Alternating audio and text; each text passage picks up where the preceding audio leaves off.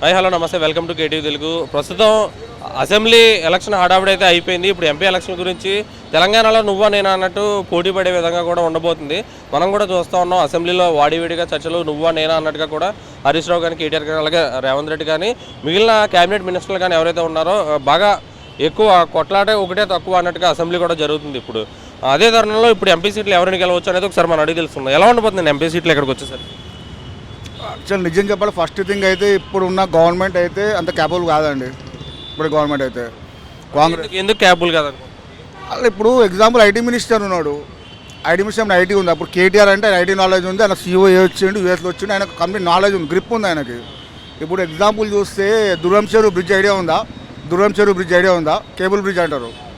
గత ఈ 30 ఏళ్ళకి ఎవ్వరు చేయలే. టీఆర్ఎస్ వచ్చినాక అది అయింది. ఐటీ కంపెనీలు తెచ్చిండు, ఎవరు ఏం చేయలే.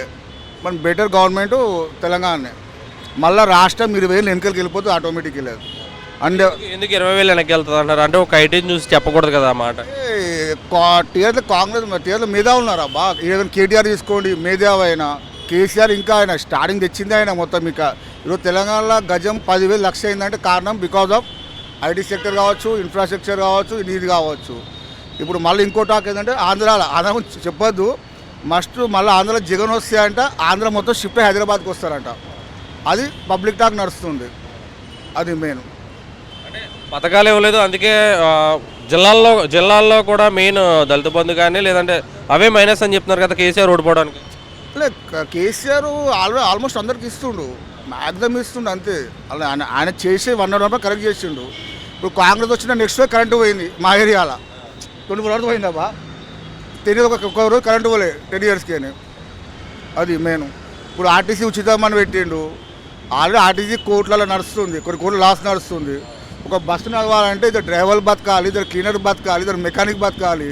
500 కోట్లు లాస్లో ఉంది. దానికి ఎడికని ఇస్తాడు, రీఎంబర్స్ అంటుండు.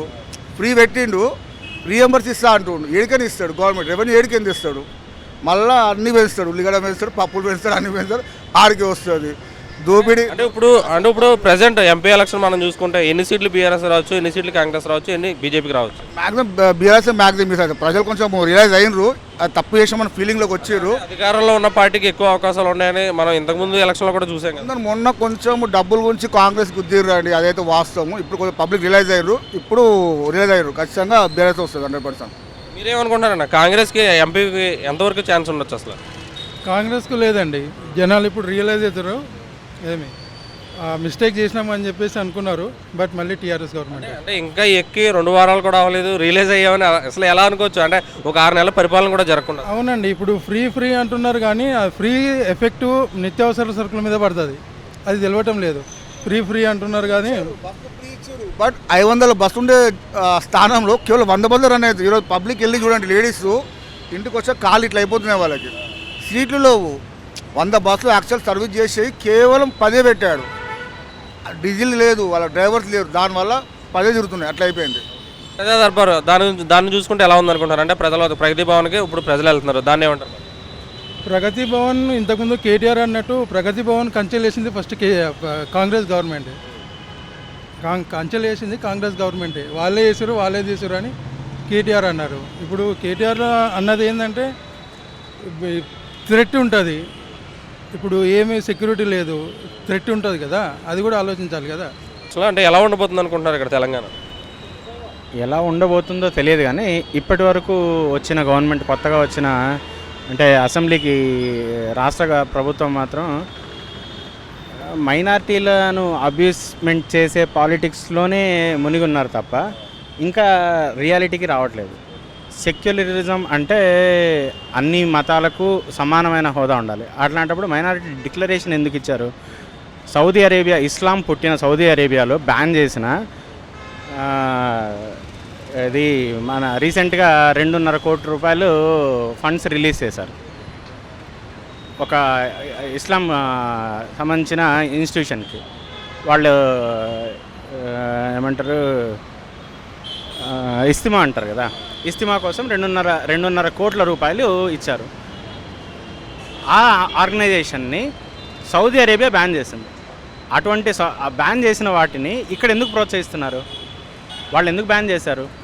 ఒక ఇస్లామిక్ కంట్రీలో ఒక ఇస్లామిక్ ఆర్గనైజేషన్ బ్యాన్ చేసిన ఆర్గనైజేషన్కు ఇక్కడ మీరు ఎందుకు ప్రోత్సాహకాలు ఇస్తున్నారు? ఇటువంటి ప్రభుత్వాలు ఉన్నప్పుడు ఆబ్వియస్గా బీజేపీని మతతత్వ పార్టీ లేకపోతే ఇంకోటి అంటారు. బీజేపీ అందరినీ సమానంగా చూస్తుంది. మీరు ముస్లింలను పైన పెడుతున్నారు అంటే ముస్లింలనే కాదు మైనారిటీలను పైకి తీసుకెళ్ళి పెడుతున్నారు. కాబట్టే హిందువులందరూ బీజేపీని నమ్ముకుంటున్నారు. మమ్మల్ని ఎందుకు తక్కువ చేస్తున్నారు, వాళ్ళని ఎందుకు ఎక్కువ చేస్తున్నారు.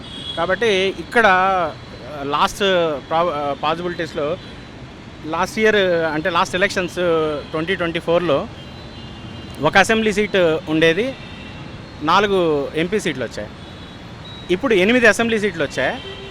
ఇప్పుడు మేబీ 4 నుంచి 8 వరకు రావచ్చేమో అని నాకు అనిపిస్తుంది. అలాగే ఇక్కడ ఓటర్లు కూడా ఆలోచిస్తారు. ఎందుకంటే సెంట్రల్లో మోడీకి ప్రత్యామ్నాయంగా కాంగ్రెస్ తరపున కానీ లేకపోతే ఏ విపక్షాల్లో ఒక నాయకుడు అంటూ లేడు. నాయకుల క్రెడిబిలిటీ కూడా లేదు.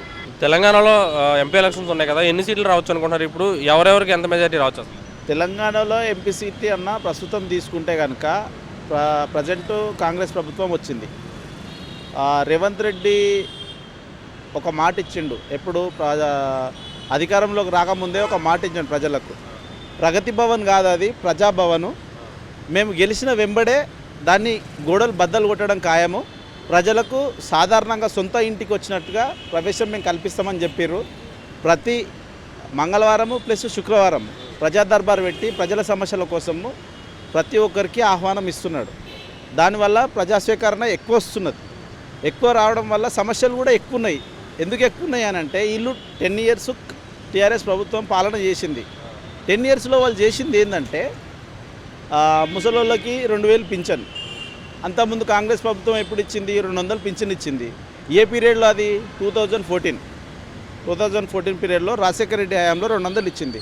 2014కి 20కి ఎన్ని ఇయర్స్ తేడా ఉంది అంటే అప్పుడు కొన్న డ్రెస్ ఇప్పుడు కొన్న డ్రెస్ ఒకే రేట్ లేదు కదా. అప్పుడు 200లకు వచ్చిన డ్రెస్ ఇప్పుడు 2000కి వస్తుంది.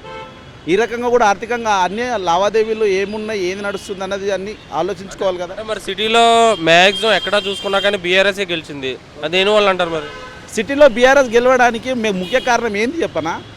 సిటీలో ఎంప్లాయ్మెంట్స్ ఎక్కువ ఉంది, సాఫ్ట్వేర్స్ ఎక్కువ ఉన్నారు, జాబర్స్ ఎక్కువ ఉన్నారు. బట్ వాళ్ళకి ఏంది అంటే క్యాండిడేటు పార్టీ ఎవరు గెలిస్తే ఎవరు మంచి చేస్తారు. ఇంకొకటి ఏంటంటే వీళ్ళకు పర్టికులర్గా హామీలు అనేటివి ఏంటి, కాంగ్రెస్ ప్రభుత్వం హామీలు ఏంటి, టీఆర్ఎస్ ప్రభుత్వం హామీలు ఏంటి. ఒకవేళ జనసేన ఇప్పుడు కూటమి పెట్టుకొని కూకట్పల్లి నియోజకవర్గం పోటీ చేసింది, వాళ్ళకు డిపాజిట్లు కూడా దక్కలే. అది అందరికి తెలిసిన విషయమే. రిజల్ట్లో వాళ్ళకి తెలియదు ఏంటంటే మేము ఓటు ఎవరికి వేయాలి ఎవరికి వేయద్దని తెలియక పోయి అరే ప్రజెంట్ ఎమ్మెల్యే ఎవరు అని అంటే ఎవరున్నారో అక్కడ వాళ్ళకు నియోజకవర్గాన్ని బట్టి అటనే ఓటేసిరు తప్ప ఖచ్చితంగా వాళ్ళకి తెలిసి మాత్రం ఓటు వేయలేరు అనేది నా ఉద్దేశం. ఇప్పుడు ప్రజలు ఎవరైతే హైదరాబాద్లో ఉన్నారు సీట్లు రావచ్చు, ఎంపీ స్థానాలు ఇక్కడ ఎన్ని గెలవచ్చు అనుకుంటున్నారు? ఇది మనకు ఇక్కడ తెలంగాణలో 19 సీట్లు ఉంటాయి. ఎంపీ సీట్లు 19 సీట్లల్లో టీఆర్ఎస్ పార్టీ కనుక వాళ్ళు కాదు కూడదు 19 మేమే గెలుస్తామని ఆల్రెడీ శపథం చేసిర్రు. అసెంబ్లీ సమావేశాలలో కూడా మాట్లాడుతున్నారు. 19 సీట్లు కాదు, వాళ్ళు 9 సీట్లు గెలిస్తే ఎక్కువ.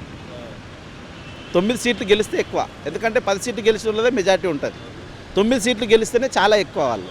ఇంకొకటి ఏంటంటే మేము ఎంపీ సీట్లు గెలిచి మా కేసీఆర్ను మేము ప్రధానమంత్రి చేసుకుంటామని ఇప్పుడు మాట్లాడుతున్నారు.